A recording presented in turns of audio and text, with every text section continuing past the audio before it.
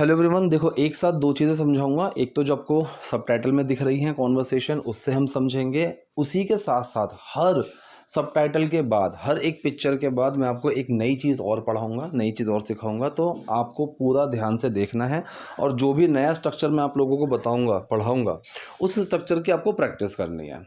ठीक है, तभी आप लोगों को क्लियर समझ में आएगा। और प्रैक्टिस कैसे करनी है, कमेंट सेक्शन में उसको यूज़ करके कुछ सेंटेंसेस बनाने हैं। और प्लीज़ अगर वीडियो पसंद आती है तो लाइक ज़रूर किया करो, क्योंकि मेरे लाइक्स बहुत कम होती हैं और इसकी वजह से क्या होता है, मेरी वीडियो बहुत कम लोगों तक पहुंच पाती है। तो अगर पसंद आता है तो लाइक करा करो, कुछ प्रैक्टिस करें तो कमेंट किया करो, मुझे भी अच्छा लगेगा। मेरे लिए भी एक काइंड ऑफ वो पुश होगा कि मैं और अच्छा करूँ आप लोगों के लिए। सिर्फ देख कर चले जाने से ना मुझे मज़ा नहीं आएगा। चलिए स्टार्ट करते हैं। देखो पहला सेंटेंस इसने कहा है कि बच्चों को कुछ समय अकेले बिताने दो। बच्चों को कुछ समय अकेले बिताने दो। अब किसी को कोई काम करने दो, लेट का हम यूज़ करते हैं। ठीक है, लेट के बाद वो पर्सन आएगा जिसको करने देना है, फिर वो काम आएगा। Let him go, let me speak. तो let the children spend some time alone. ठीक है, तो किसको बिताना है, बच्चों को। तो लेट के बाद बच्चे आएंगे, क्या करना है, स्पेंड करना है, तो उसके बाद एक्शन आएगा। So let the children spend some time alone, कि बच्चों को कुछ समय अकेले बिताने दो। अब इसके बाद मैंने एक नई चीज़ पढ़ाने का बोला था। तो अब पहला पॉइंट है, आई got your back, he got my back. ठीक है, या तो आई हैव गॉट बोलो कि I have got your back, या फिर आई गॉट योर बैक। मतलब क्या होता है, इसका मतलब होता है कि मैं हूँ ना। राइट, जैसे मैंने कहा कि तुम करो, तुम आगे बढ़ो, if anything wrong happens then I got your back, तो मैं हूँ तुम्हारे पीछे। इसको यूज़ करके कमेंट सेक्शन में सेंटेंस बनाओ। दूसरा, यहाँ पर सबटाइटल क्या आया, इससे उन्हें एक दूसरे को बेहतर जानने में मदद मिलेगी। इससे उन्हें एक दूसरे को बेहतर जानने में मदद मिलेगी। तो ये उनकी मदद करेगा एक दूसरे को बेहतर जानने में। ठीक है, तो ये मदद करेगा, दिस विल हेल्प या फिर दैट विल हेल्प, दोनों में से कुछ भी लगा दो चल जाएगा। ग्रामेटिकली बहुत ज़्यादा घुसोगे तो दैट का यूज़ या इट का यूज़ करेंगे, इट विल हेल्प दैम। ठीक है, या फिर दैट विल हेल्प दैम, एक दूसरे को बेहतर जानने में। To get to know, to know भी लगा सकते हो। गेट टू नो का मतलब कोई चीज़ कर पाना। गेट टू डू, तो वो चीज़ करने को मिलेगी, you will get to do this, इस तरीके से। So that will help them, ये उनकी मदद करेगा to get to know each other better, एक दूसरे को अच्छे से जानने में।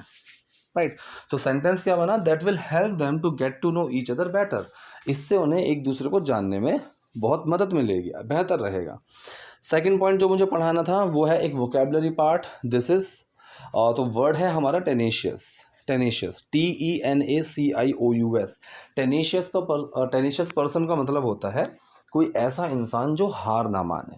जैसे मैंने कहा कि earlier I used to be a tenacious guy. ठीक है, कि पहले मैं एक ऐसा इंसान हुआ करता था जो कभी हार नहीं मानता था। या फिर if you want to learn English you have to be quite टेनिशियस।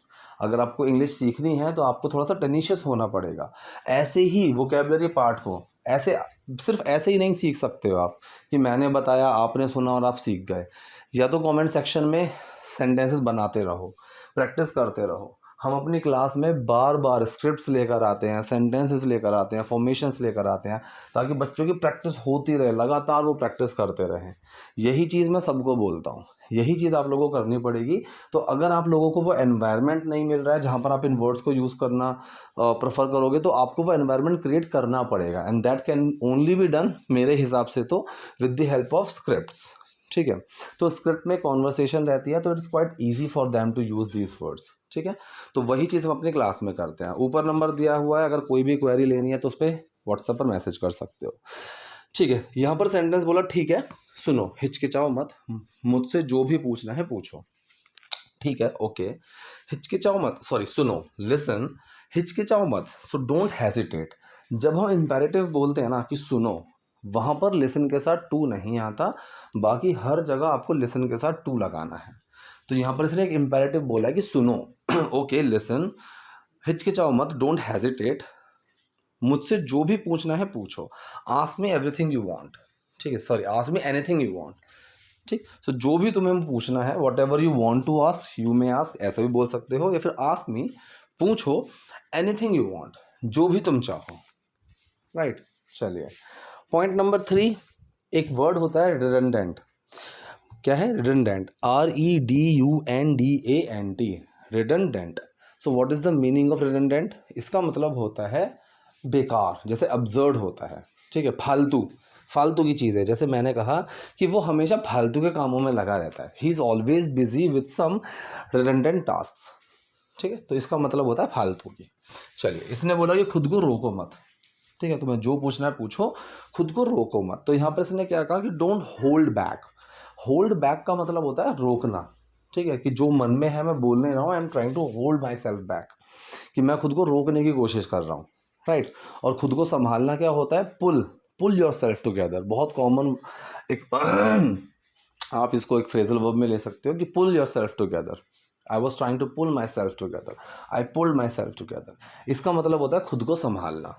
अब खुद को रोकना, don't hold your self back, ठीक है, या फिर don't hold back your self, दोनों बोल सकते हो। इसने कहा कि मुझे ज़्यादा कुछ नहीं पूछना है, मुझे ज़्यादा कुछ नहीं पूछना है, मतलब मैं ज़्यादा कुछ नहीं पूछना चाहती हूँ, या तो आप ऐसे बोलो I don't want to ask much.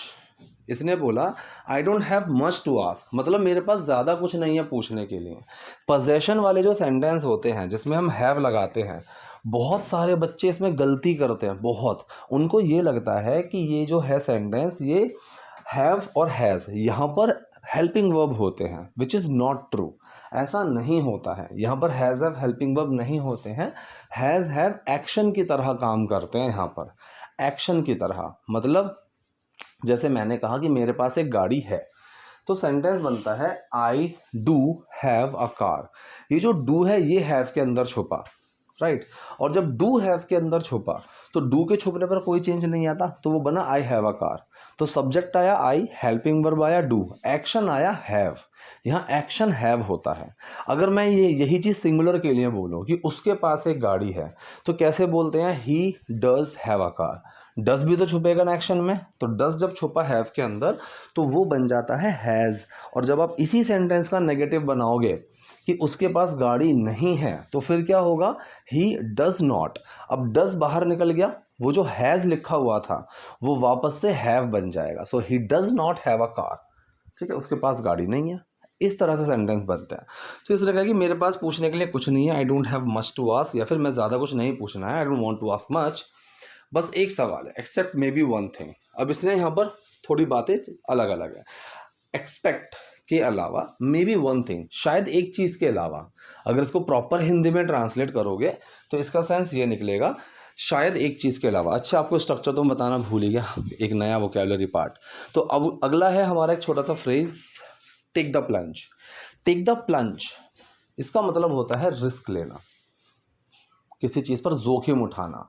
जैसे मैंने कहा कि मुझे श्योर नहीं था कि वेदर आई शुड टीच और to continue with my job, and then I took the plunge. फिर मैंने एक रिस्क लिया, ठीक है, and I started my teaching journey, और मैंने पढ़ाना शुरू कर दिया। तो वहाँ से बना to take the plunge, right.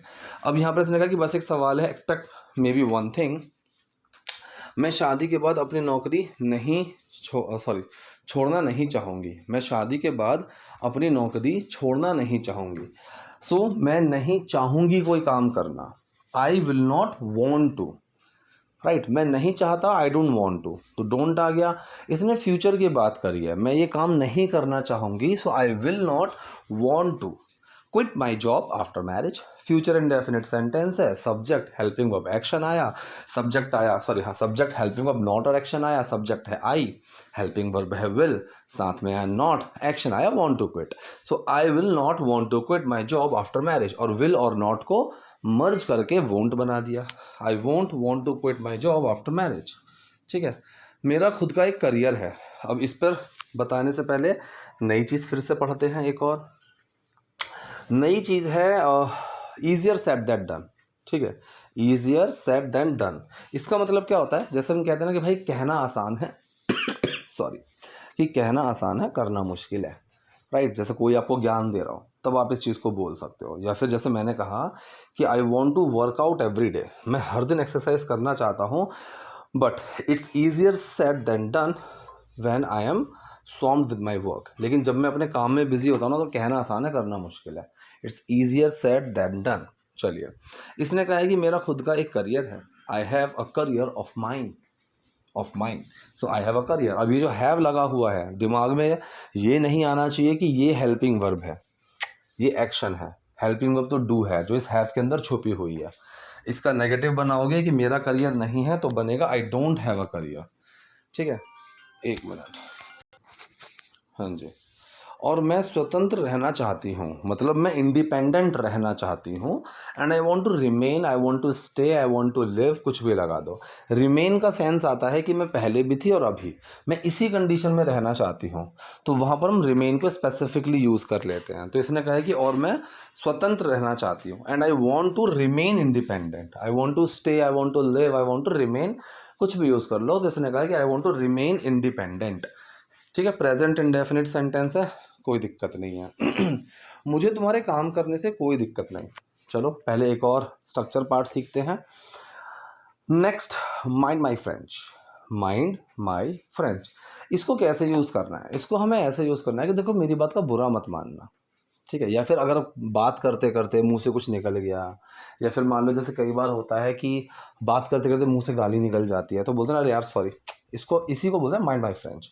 ठीक है, या फिर जैसे मैंने कहा कि देखो ऐसा है, अगर गुस्से में मेरे मुंह से कुछ निकल गया ना तो बुरा मत मान जाना। सो if I say something wrong out of anger, so mind my French. या फिर माइंड माई फ्रेंच, देखो बुरा मत मानना, mind my French, but I think he is not as kind as he seems to be, कि जितना वो दयालु दिखता है ना उतना है नहीं। तो पहली मैंने बोल दी कि माइंड माई फ्रेंच, मेरी बात का बुरा मत मानना। इसको हम ऐसे यूज़ करते हैं। चलिए, मुझे तुम्हारे काम करने से कोई दिक्कत नहीं है, आई हैव नो इश्यूज़। अब ये भी सही है, आई हैव नो, नॉट नहीं लगा सकते, आई हैव नॉट इश्यूज़, ये गलत हो जाएगा। पोजेशन के सेंटेंस में दूसरा पॉइंट है ये कि अगर सेंटेंस नेगेटिव है तो या तो नॉट अगर लगाना है तो फिर हेल्पिंग वर्ब को बाहर निकालना पड़ेगा, आई डोंट हैव एनी इशू, इस तरीके से। और अगर आपको हेल्पिंग वर्ब बाहर नहीं निकालनी है तो फिर आप नो लगाओगे, I have no issues with you working at all. ठीक है, आई हैव नो इश्यूज़, तो मुझे कोई दिक्कत नहीं है तुमसे, विथ यू, फ्रॉम नहीं लगाना है, विद लगाना है। I have no issues with you working, with you working, तुम्हारे काम करने से। ठीक है, so I have no issues with you working at all, बिल्कुल भी। बल्कि ये तो अच्छी बात है, बल्कि इनफैक्ट ये तो अच्छी बात है, इट इज़ गुड, तुम जब चाहो काम कर सकती हो। चलो एक और नई चीज़ सीखते हैं पहले, फिर इसको हम पढ़ते हैं। नया अगला वर्ड है to give someone the cold shoulder. अगला स्ट्रक्चर है to give someone the cold shoulder. जैसे मैंने कहा कि last evening I went to the party and he was just trying to give me the cold shoulder, या फिर why are you giving me the cold shoulder. To give someone the cold shoulder का मतलब होता है किसी को ignore करना। आपको पता है कि उसने आपको देख लिया, आपने भी देख लिया, लेकिन वो आपसे ऐसे बच बच के निकल रहा है, आपको इग्नोर कर रहा है। So basically that person is trying to give you the cold shoulder. ठीक है, तो इसने कहा कि तुम जब चाहो काम, तुम जब तक चाहो काम कर सकती हो। You can continue working, you can continue to work, you can keep working, you can keep on working. कोई काम करते रहने के लिए आप continue plus I N G, continue to plus V one, keep plus I N G, keep on plus I N G, कुछ भी use कर सकते हो। तो यहाँ पर हमने कर लिया continue plus I N G. You can continue working till you feel like, until you feel like, till you feel like दोनों सेम है। अनटिल थोड़ा सा मोर प्रोफेशनल हो जाता है, टिल भी यूज़ कर सकते हो। So till you feel like, कि जब तक तुम्हारा मन करे तब तक तुम काम कर सकती हो। जब लगे कि अब बस, जब लगे कि अब बस तब छोड़ देना। सो क्विट, छोड़ देना, क्विट। व्हेन यू फील, जब तुम्हें लगे, यू आर डन, कि अब हो गया, अब बस आई एम डन, मेरा हो गया। सो जब तुम्हें लगे कि तुम्हारा हो गया, छोड़ देना। So when you feel, quit, छोड़ देना, when you feel you are done, कि जब तुम्हें लगे कि तुम्हारा हो गया। राइट, चलिए नेक्स्ट पॉइंटर पढ़ते हैं, कुछ नया वाला। नेक्स्ट है back in the day. Back in the day का मतलब होता है एक वक्त था, एक ज़माना था। Back in the day I used to be so handsome, एक वक्त था कि मैं भी बहुत हैंडसम हुआ करता था। Back in the day she used to be slim, कि एक टाइम था जब वो भी बहुत पतली हुआ करती थी, इस तरीके से। So back in the day, days भी लगा सकते हो लेकिन डे ज़्यादा यूज़ होता है। राइट, इसने कहा कि मैं जानता हूँ कि तुम एक फंड मैनेजर हो, मैं जानता हूँ, आई नो, तुम एक फंड मैनेजर हो, you are a fund manager. इसमें तो कुछ प्रॉब्लम है ही नहीं। ठीक है, देखो ये जो स्ट्रक्चर्स हम बार बार पढ़ रहे हैं, इनको यूज़ करके कमेंट बॉक्स में सेंटेंसेस बनाओ। मैंने पिछले भी कमेंट सेक्शन में बनाए थे, उन सब के मैंने सेंटेंसेस देखे हैं। कुछ ने जो गलत बनाए थे सही भी किए हैं, और कुछ जो मेरे स्टूडेंट्स थे उन्होंने अगर कुछ गलती की है तो मैंने उन सबको स्क्रीनशॉट भी भेजा है कि तुम्हारी कमेंट में ये गलतियाँ हैं, right. So I am completely committed to giving you the best education, committed to giving you, committed to के साथ ING लगाते हैं, ठीक है। चलिए, लेकिन घर में सारे वित्तीय फैसले, एक सेकंड, हाँ, इसने कहा लेकिन घर में सारे वित्तीय फैसले मैं लूँगा। वित्तीय फैसले मतलब financial decisions, but at home I will be making, या फिर I will make all the financial decisions, ठीक है।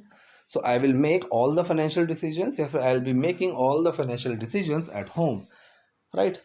इसमें क्या प्रॉब्लम है? तो मैंने फ्यूचर इंडेफिनिट सेंटेंस को आप फ्यूचर कॉन्टिन्यूस में भी बोल सकते हो, is going to, am going to भी लगा सकते हो। जैसे मैंने कहा कि कल मैं मुंबई जाऊंगा, so tomorrow I will go to Mumbai, tomorrow I will be going to Mumbai, tomorrow I am going to go to Mumbai, सारे सही हैं, ठीक है।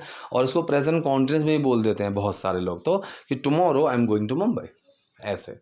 तो आई होप क्लास आपके लिए यूजफुल रही हो। कोई डाउट, कोई क्वेरी हो, so do let me in the comment section. Video पसंद है लाइक कीजिए, नए हैं लाइक सब्सक्राइब करना कीजिए। Thank you.